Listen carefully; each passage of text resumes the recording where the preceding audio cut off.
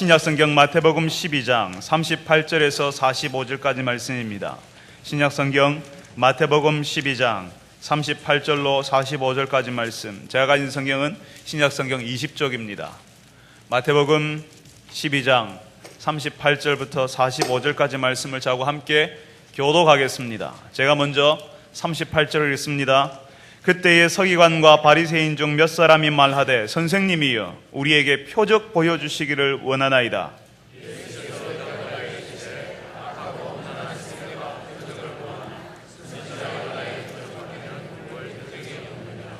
요나가 밤낮 사흘 동안 큰 물고기 뱃속에 있었던 것 같이 인자도 밤낮 사흘 동안 땅속에 있으리라.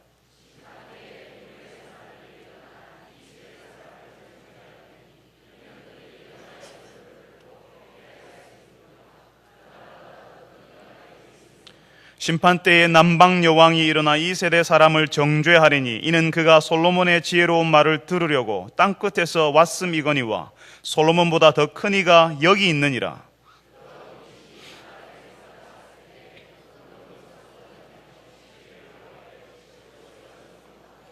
이에 이르되 내가 나온 내 집으로 돌아가리라 하고 와보니 그 집이 비고 청소되고 수리되었거늘 이에 가서 저보다 더 악한 귀신 7을 데리고 들어가서 거하니 그 사람의 나중 형편이 전보다 더욱 심하게 되느니라.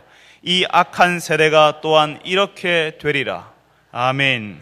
할렐루야. 찬양대에서 하나님께 찬양을 올려드리겠습니다.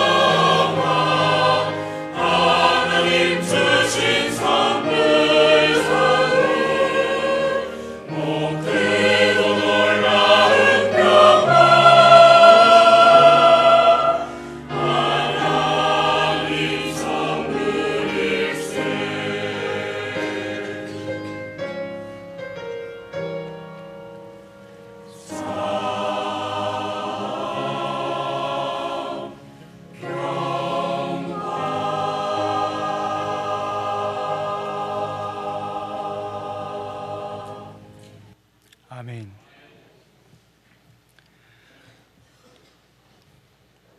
주님, 사랑하는 주의 백성들에게 예수님으로부터 오는 그 평안과 평화 누릴 수 있게 하여 주옵소서. 우리가 인생을 살아갈 때 온갖 폭풍우와 풍랑들이 우리의 길을 어둡게 하고 우리를 불안하게 하고 두렵게 하는 일들이 많으나 주께서 허락하시는 그 평안으로 우리가 이 시간 통과하게 하시고 버틸 수 있게 하시기를 원합니다. 주께서 주를 따르는 사람들에게만 허락된 이 믿음의 비밀, 이 평화를 주께서 허락하여 주옵시고 그 평안을 누리는 자들이 되게 하여 주옵소서. 오늘 저희들이 주의 말씀을 듣습니다. 주님, 우리의 귀를 열어 주옵소서.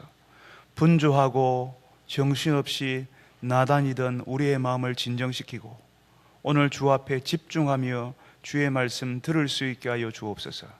예수님의 이름으로 기도합니다. 아멘.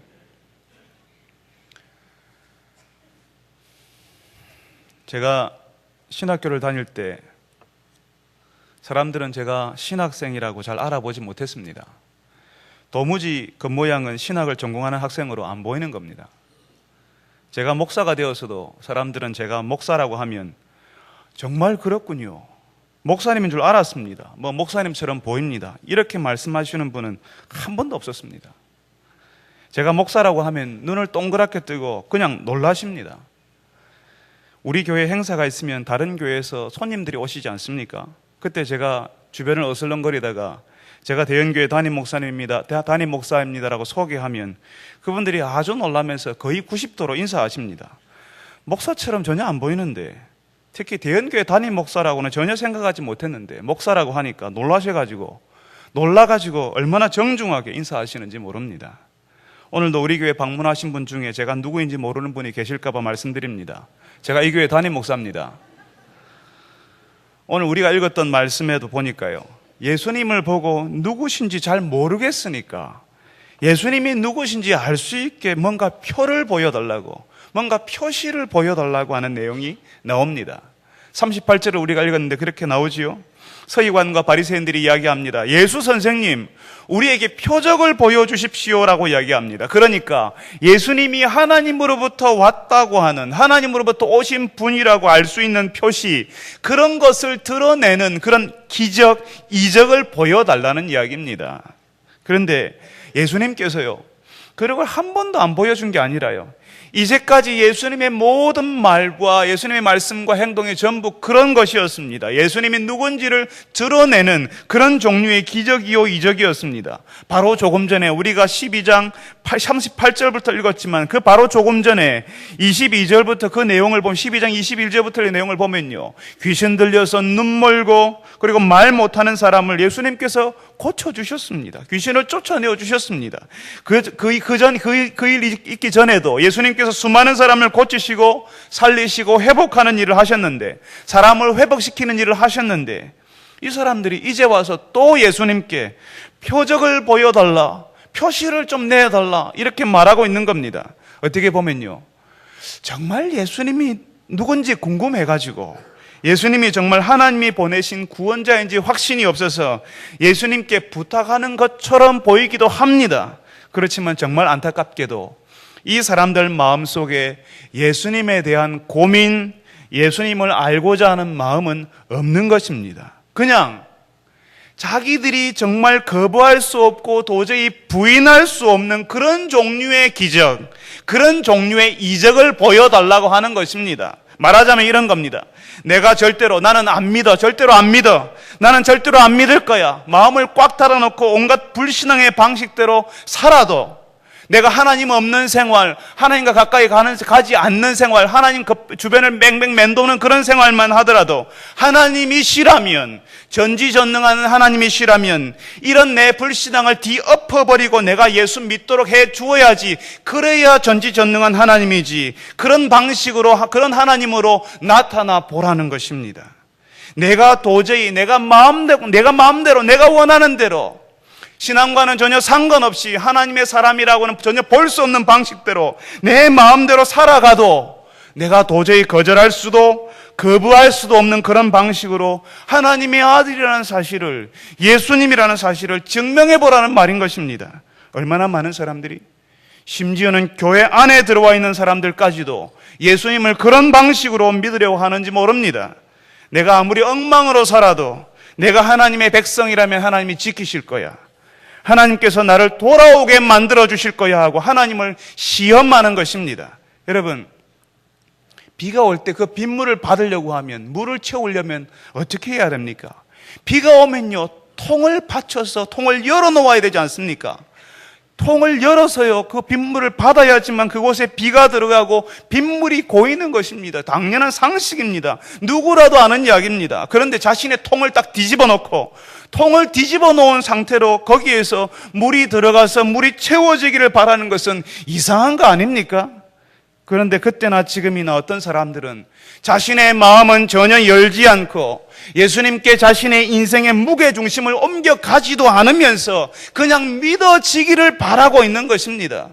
비가 오면요, 통을 열어두어야지요. 뒤집어 놓은 상태에서는 빗물이 들어가서 고일 수가 없는 것입니다. 마음을 닫아두고는 예수님께 자신의 시간, 자신의 인생의 무게중심을 옮기지 않으면서 나는 예수님 알고 싶다, 예수님을 알게 해달라, 그렇게 말하는 것은 말이 안 되는 것입니다. 지금 마음을 지금 열어야 하고, 지금 예수님에 대한, 예수님을 알고자 하는 소원을 가져야 하고, 지금 예수님께 집중해야 하는 것입니다. 예수님께 표적을 보여달라고 말하는 이 사람들은 자기들이 보고 싶은 방식대로요, 예수님이 보여주는 게 아니라 내가 보고 싶은 방식대로 예수님이 나타나 보라고 말하는 것입니다. 말하자면, 예수님, 제가 좀 가르쳐 드릴게요. 이렇게 하면 우리가 좀 예수님 믿을 수 있을 것 같습니다. 그러니까 예수님, 내 말 듣고 이렇게 한번 해보십시오. 일단 구름을 타세요. 사람들은 구름에 대한 환상이 있습니다. 구름을 타고 천사들 밑에 좀 깔아놓고 하늘에서부터 내려오는 방식으로 그렇게 내려오세요.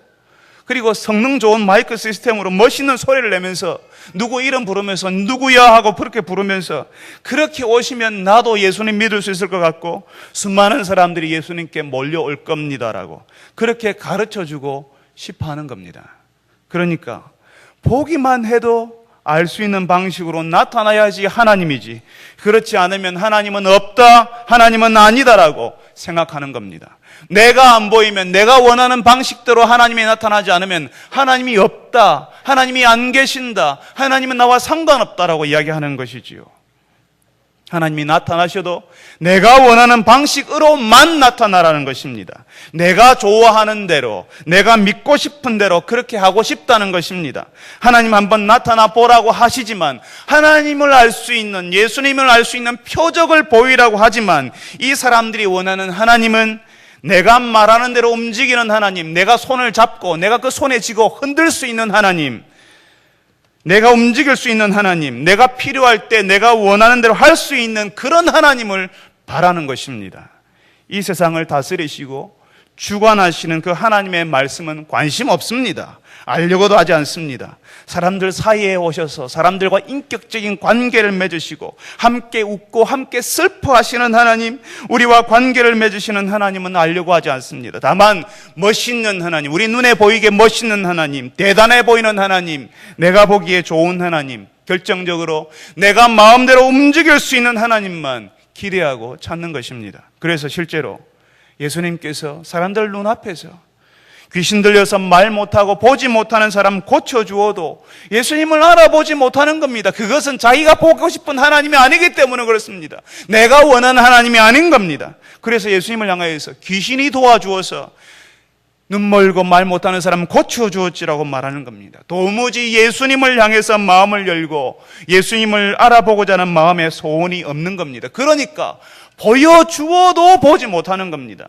어떤 사람이 그렇게 이야기하지요. 예수님이 내 눈앞에 나타나면, 환상으로라도 꿈에라도 나타나면 내가 믿을 수 있겠다고. 이 사람들은요, 예수님 당시의 사람들은 예수님이 그 사람들 눈앞에서 걸어다니고 놀라운 일을 해도 못 보았습니다.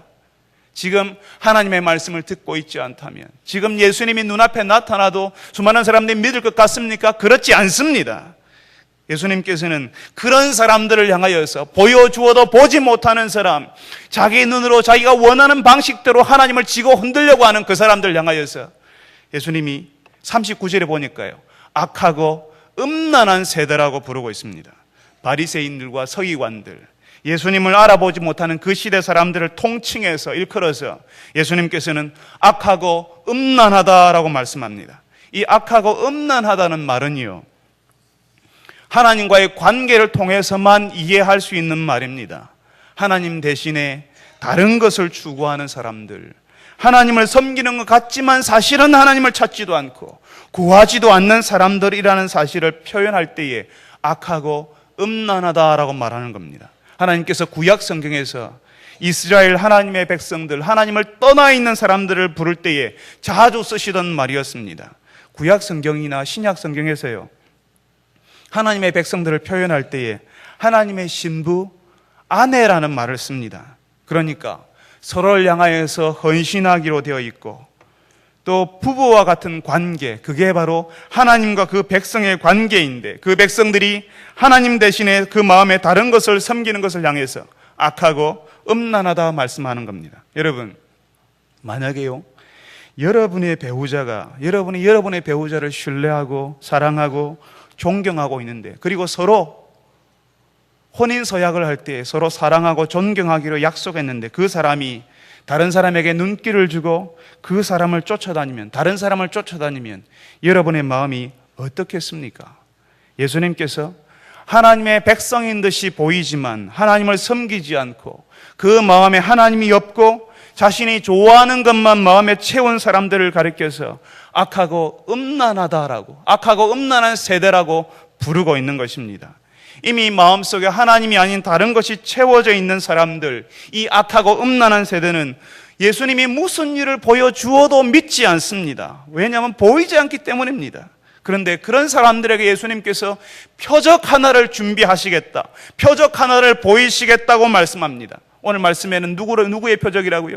선지자 요나의 표적이라고요. 여러분, 요나를 알고 계시지요? 큰 물고기 뱃속에 3일 동안 있었던 사람입니다.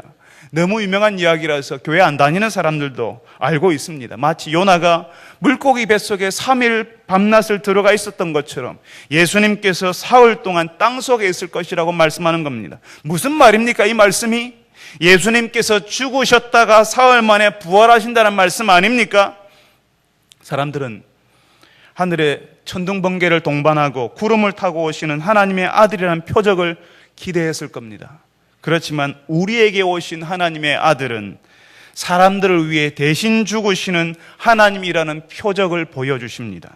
어느 신앙, 어느 종교에서도 어떤 사람들에게서도 볼 수 없는 표적, 하나님이 사람을 위해 대신 죽고 그 사람들을 위해서 부활하는 표적을 보이시겠다고 말씀합니다. 그 예수님의 죽음과 부활이 믿는 우리에게 표시가 되고 표적이 됩니다. 그 표적은 우리가 믿는 하나님이 사람들 위해 군림하는 하나님이 아니고 사람들의 고통을 멀리서 바라보고 기뻐하는 하나님도 아니라는 표시입니다. 그 표시는, 그 표적은 사람들 사이에 오셔서 사람들과 교제하시고 사람들의 슬픔을 알고 사람들의 눈물을 보시고 그 사람들 위에 드리워진 죽음의 권세를 깨뜨리기 위해서 하나님 자신을 스스로를 대가로 주시는 그런 하나님이라는 표시라는 것입니다.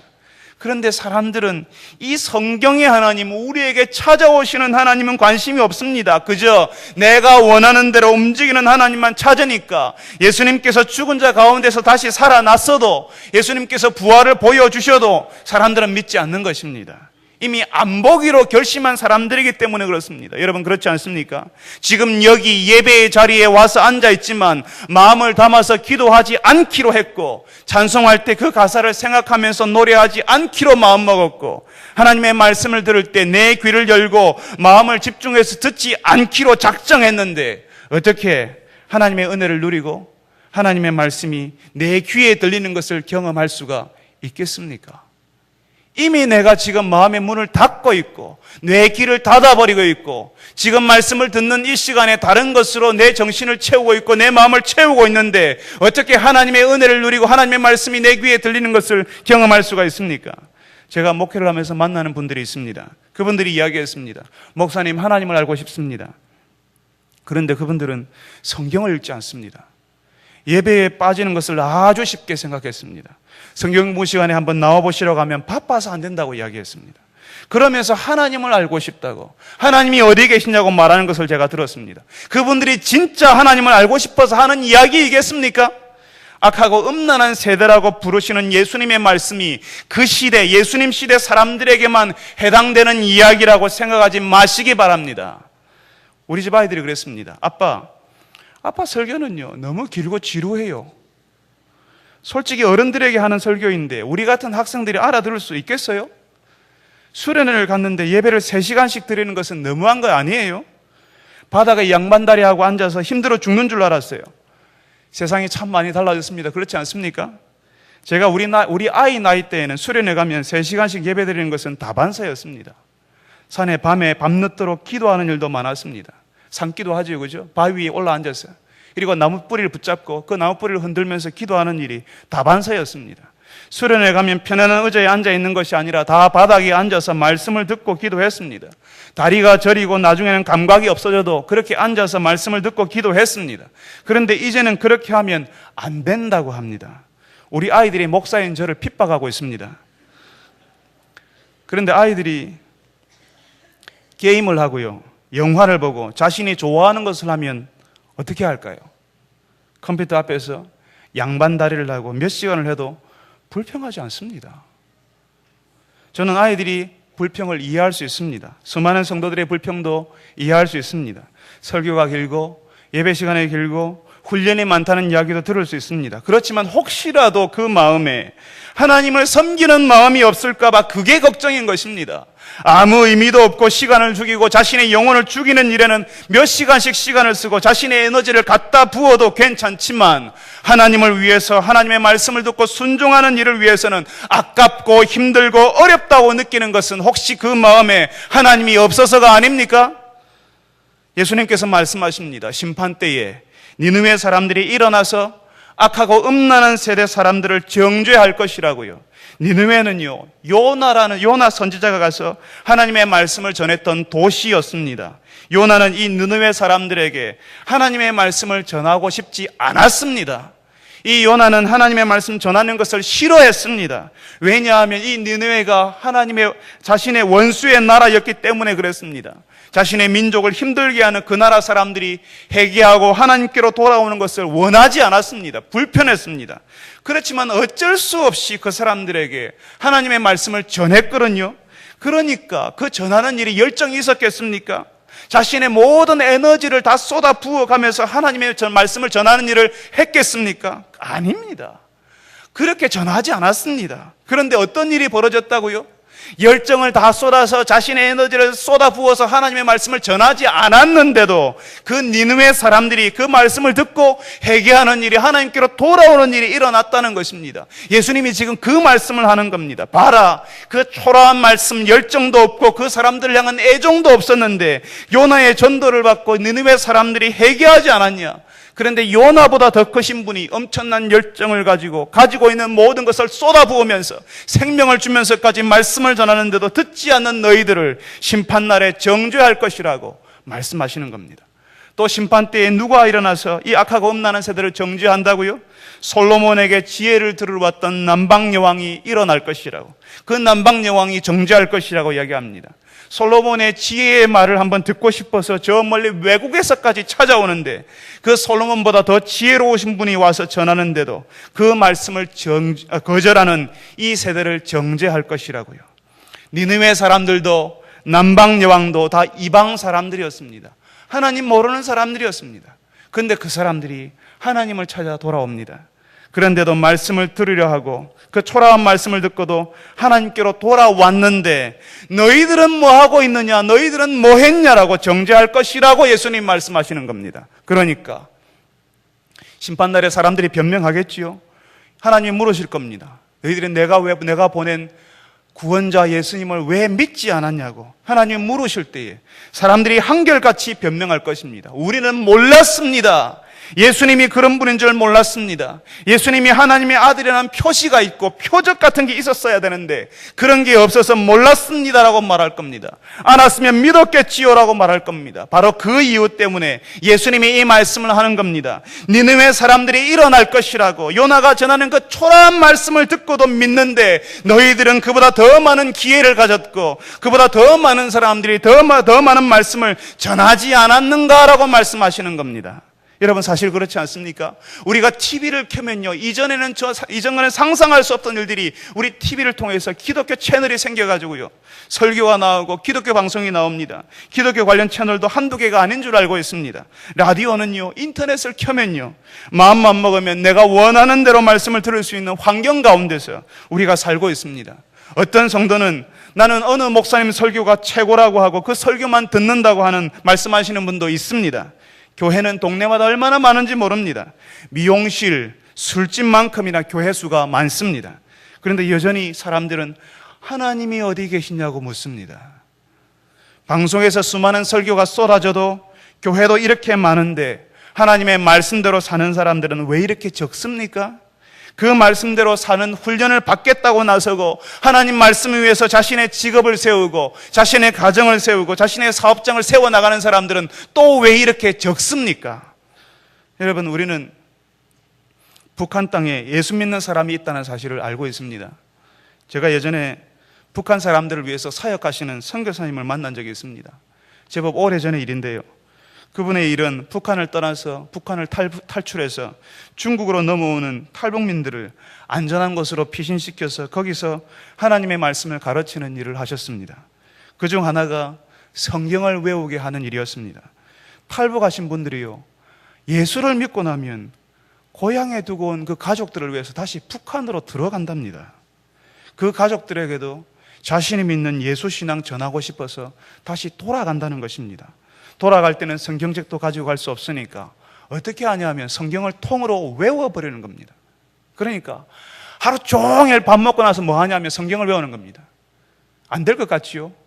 그 사람이 됩니다. 성경만 외우고 있습니다. 성경을 통으로 외워버리고 성경을 다 외워버린 상태로 다시 북한 땅으로 들어가는 것입니다. 요즘 간간히 북한 땅의 그리스도인들이 어떻게 신앙생활하는지 소식이 들려오지 않습니까? 잡히면 총살령이고요, 그 가족들, 친척들이 죽거나 다 수용소로 간다는 이야기를 우리가 듣지 않습니까?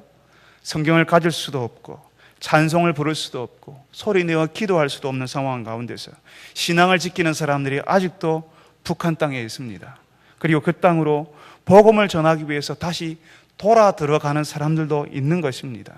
여러분, 예수님 당시에 믿지 않는 세대, 그 악하고 음란한 세대를 향해서 심판때에 니느웨 사람들이 일어나고 남방여왕이 일어날 것이라면 우리 세대, 하나님의 말씀을 듣지 않고 있는 우리 세대를 향하여서 심판때에 누가 일어나겠습니까? 북한에 있는 예수쟁이들이 일어나지 않겠습니까?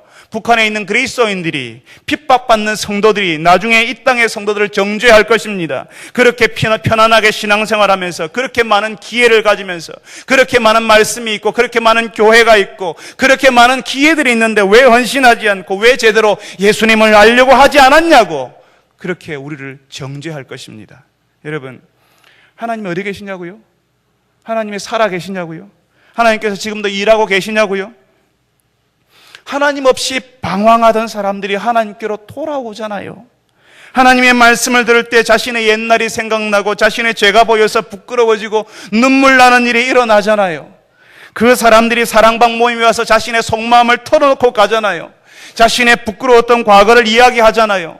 지금도 사람이 변하잖아요. 하늘의 천둥번개 소리에 관심을 기울이지 말고 여러분 주변의 사람들이 이 교회 안에 사랑방 모임 안에 사람이 어떻게 변하는지를 한번 보십시오. 하나님께서 기도하는 가정의 기도를 듣고 응답하시잖아요.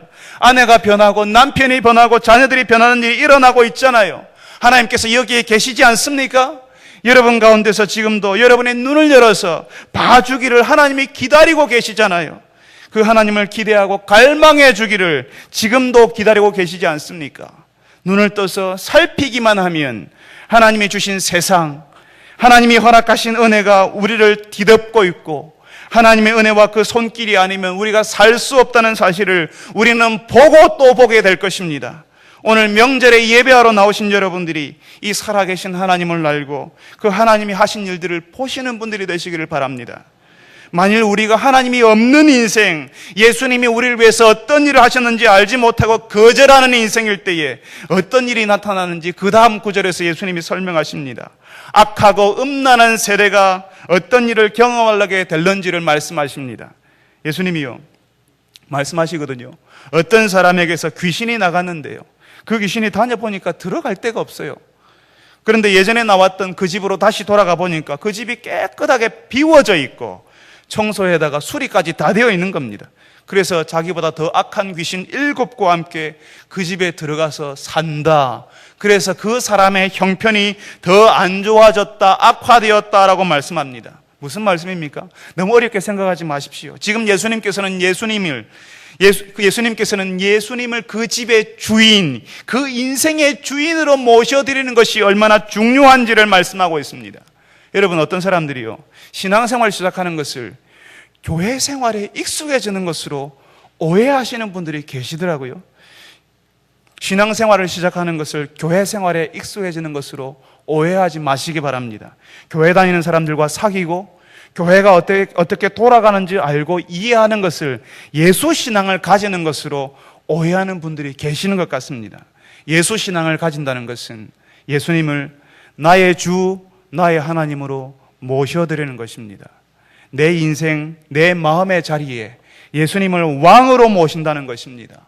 내 인생, 내 마음에 예수님을 왕으로 모시기 전까지 그 사람은 예수 신앙을 가진 것이 아닙니다. 신앙생활을 하고 있는 것도 아닙니다. 다만 교회 생활을 하고 있는 것입니다. 여러분, 비참하지 않습니까? 교회는 다니지만 하나님의 은혜는 알지 못하고 사람들은 은혜를 받았다, 감사하다, 놀랍다고 하는데 자신의 신앙의 준수가 뭔지 전혀 감도 잡지 못하는 것이 답답하지 않습니까? 그 하나님의 은혜, 그 신앙의 진수는 예수님을 인생의 주인으로 내 마음의 자리에 왕으로 모셔드릴 때만 알게 되는 신앙의 비밀이라는 것입니다. 그런데 이 악하고 음란한 세대가 예수님을 왕으로 주인으로 모시지 않습니다. 믿음의 공동체 주변에는 있습니다. 믿음의 공동체 주변에 있기는 하지만 그 핵심은 이해하지 못하고 그 마음에는 예수님이 계시지 않는 것입니다. 예수님을 거절하는 것입니다. 그 거절하는 세대, 그 거절하는 사람에게 어떤 일이 일어난다고요? 예수님을 주인으로 모시지 않을 때에 그 인생에, 그 마음에 다른 것이 주인 행세하며 들어간다고 말씀하십니다. 그래서 그 사람의 형편이 전보다 더 악화될 것이다, 더 형편없이 될 것이다 하고 말씀합니다. 지난주에 말씀드리지 않았습니까? 우리 마음에 채워진 것이 우리에게서 흘러나온다고요. 우리 인생에, 우리 마음에 예수님이 주인이 되시고 왕이 되시면 예수님의 마음, 예수님의 일이 우리의 가정, 우리의 직장, 우리가 하는 모든 일에서 흘러나올 것입니다.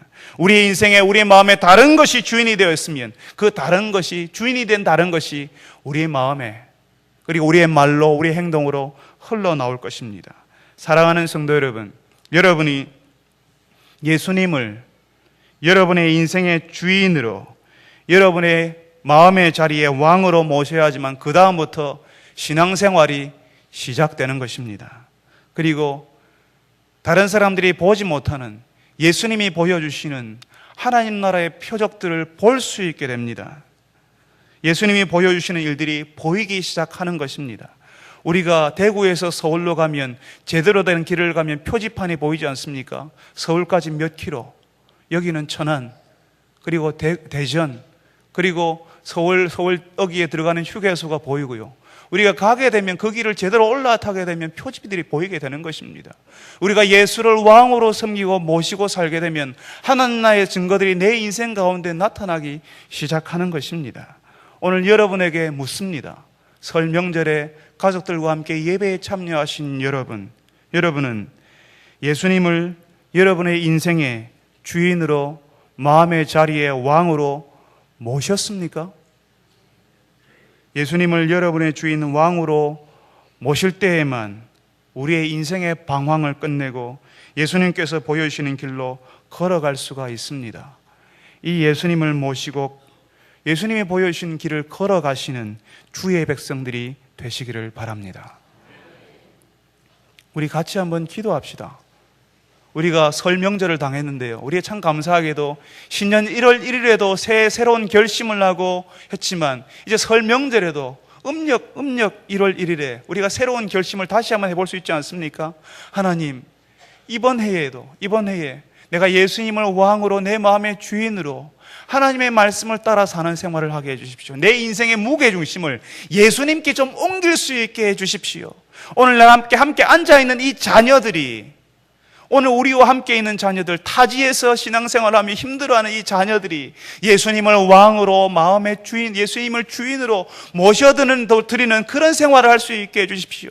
예수님이 보내주시는, 예수님이 보여주시는 그 길을 따라 걸어갈 수 있는 자녀들이 되게 해주십시오라고 우리 부모님들의 자녀들을 위해서 우리 같이 한번 기도하겠습니다. 우리 다 같이 한번 기도하겠습니다. 거룩하신 아버지 하나님, 우리가 주님 새로운 해를 맞이합니다. 아버지 하나님, 이 명절에 우리가 다시 한번 하나님 앞에서 결단하기를 원합니다. 다시 한번 우리 인생을 돌아보고 우리의 생활을 돌아보기를 원합니다. 주님, 우리의 마음에 우리의 인생의 주인을 예수님을 받아들이게 하여 주옵소서. 아버지 하나님, 예수님을 우리의 왕으로 주인으로 모시기 전까지 우리의 방황은 끝나지 않습니다. 아버지 하나님, 타지에서 어려운 가운데서 주님 자리 잡기 위해서 생활하고 있고 신앙생활도 제대로 하지 못하는 아버지 하나님, 우리의 자녀들이 지금 오늘 우리 이 자리에 함께 참여하였습니다. 아버지 하나님, 이 자녀들을 주님께서 긍휼히 여겨 주옵소서. 주님 앞에서 예수님을 마음의 주인으로 인생의 왕으로 모셔드리고 아버지 하나님께서 보여주시는 그 길을 따라갈 수 있는 은혜를 허락하여 주시옵소서. 하나님 나라의 백성으로 살아가는 증거들이 나타나며 아버지 하나님, 주님께서 주시는 믿음의 비밀을 가지는 자, 기쁨을 가지는 자들이 되게 하여 주시옵소서. 아버지 하나님, 우리가 그냥 왔지만 그냥 한번 모였다가 얼굴 한번 보고 돌아가는 것이 아니라 예수 그리스도를 마음의 주인으로 인생의 임금으로 모셔드릴 수 있는 귀한 주의 자녀들 될 수 있게 하여 주시옵소서. 그리하여서 그들의 가정이 살아나고 그들의 직장이 살아나고 그들의 사업장이 살아나는 역사가 일어나게 하여 주시옵소서.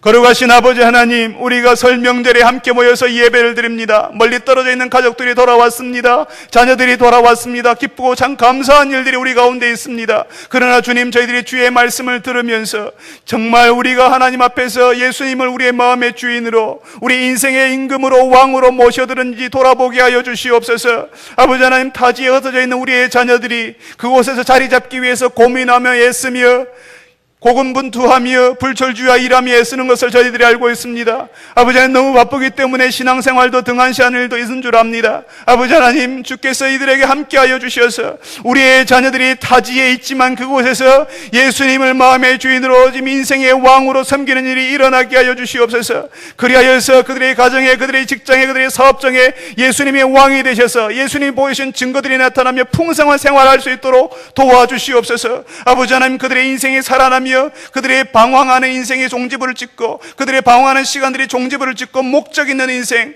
예수님을 왕으로 모시는 인생을 살 수 있게 하여 주시옵소서. 그들의 인생이 살아나고 그들의 가정이 살아나고 이들의 주님 또 자손들이 살아나는 역사가 일어나게 하여 주시옵소서. 예수님을 왕으로 모신 사람들에게 예수님께서 어떻게 대접하시며 그들을 어떻게 보호하시며 인도하시는지 보는 자들이 되게 하여 주시옵소서. 주님께서 우리에게 밝히 보여주신 그 표시들과 표적들을 볼 수 있는 사람들이 되게 하여 주시옵소서. 예수님의 이름으로 기도합니다. 아멘. 같이